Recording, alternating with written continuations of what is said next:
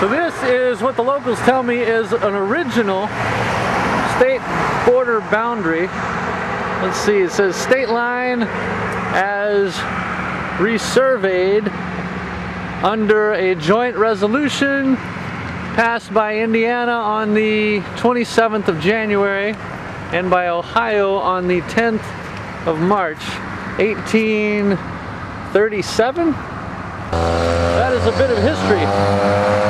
And now it's at the corner of an exciting intersection where people are driving by and wondering who I'm talking to and why I'm filming stuff. But that's what makes me special.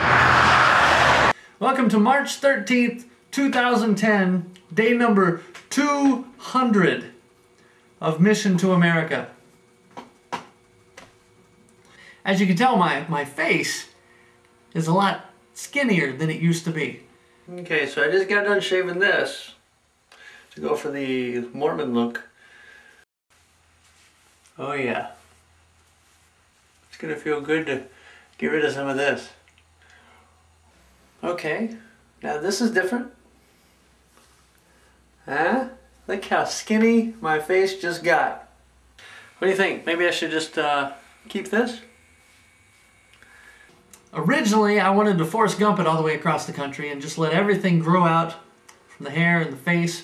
But with the upcoming spring and summer, and it was nasty, I decided that that wasn't such a great idea.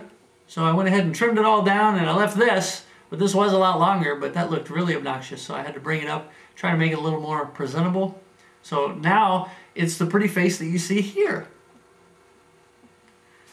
Today I have finally reached my 16th state of the trip, so I'm done with the 15th state, which was Indiana.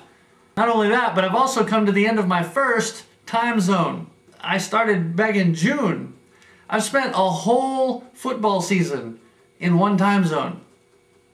So now, hopefully I can make it across another one before the next season begins. So technically, I'm 1/4 of the whole way through the country, which I really hope is not true. And of course, as I cross over into the new time zone, I get to move my clock back an hour. Move it back a whole hour. That's exciting. Because here in about, I don't know, 7 hours, we're going to hit the daylight savings time, so we'll move our clocks forward for an hour. So that really means nothing for me. But getting through Indiana took a little while because I took the whole month of February off. I went down to Pensacola, Florida and spent time with some friends down there as they enjoyed the New Orleans Saints win the Super Bowl, which means that Jesus is coming back any day. But the interesting thing about that is that this is the 100th anniversary. This whole year, 2010, is the 100th anniversary of the Boy Scouts of America. And of course, the logo for the Boy Scouts of America is the fleur-de-lis. And so now, with the 100th anniversary of the Boy Scouts, we get to the Super Bowl, and the New Orleans Saints, who have hardly ever even won a playoff game in their entire history of existence, suddenly they get to the Super Bowl and they win the Super Bowl. And so you look on the side of their helmet and what do you see? It's a fleur-de-lis! Do you know what this means? Because I don't, but it's kind of cool. Well, anyway, when the Super Bowl was over and I got done with Pensacola, Florida, I made my way back up to Evansville, Indiana, where I hung out with some friends there for about a week. Who own a Christian coffee house in the downtown area. And there was a homeschool group that put together something they called a Creation Day. And so they invited me to come speak, and I got to speak about dinosaurs and stuff, which was really wild because it's been a long time since I spoke about anything other than this mission trip.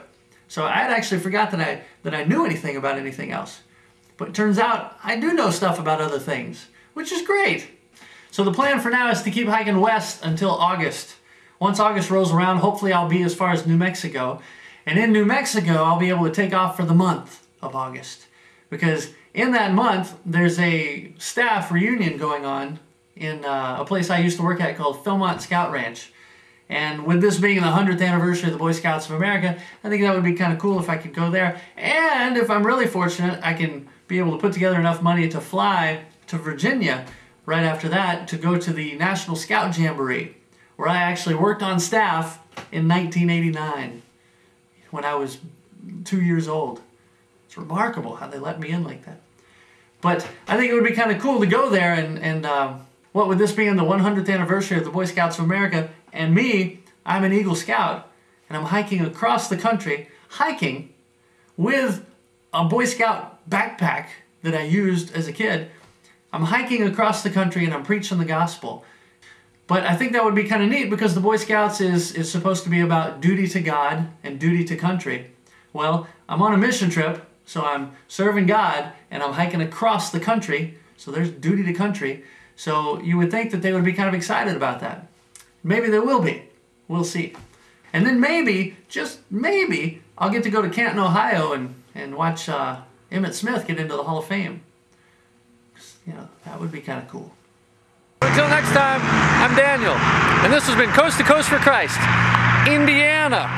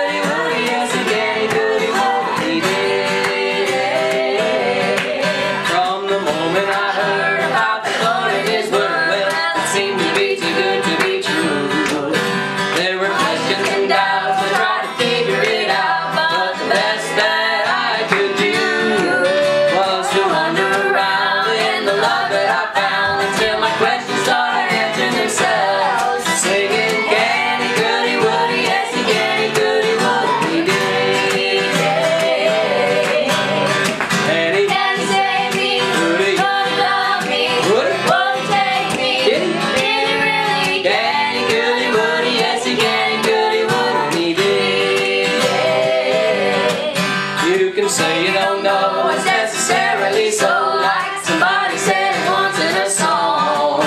You can think what you choose, but let me tell you the news. The Lord has loved you all along. So if you're asking again, will the doubts never end? Simply trust Him and you'll see for yourself. Singing, can He, could He, would He, yes He can, He could, He would, He did.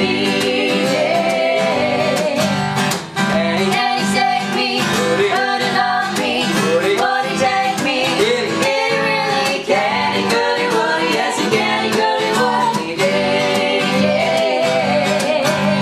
Can He save me? Could He love me?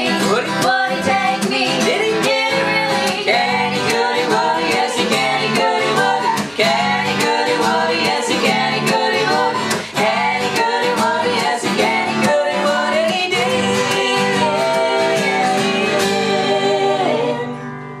Yay!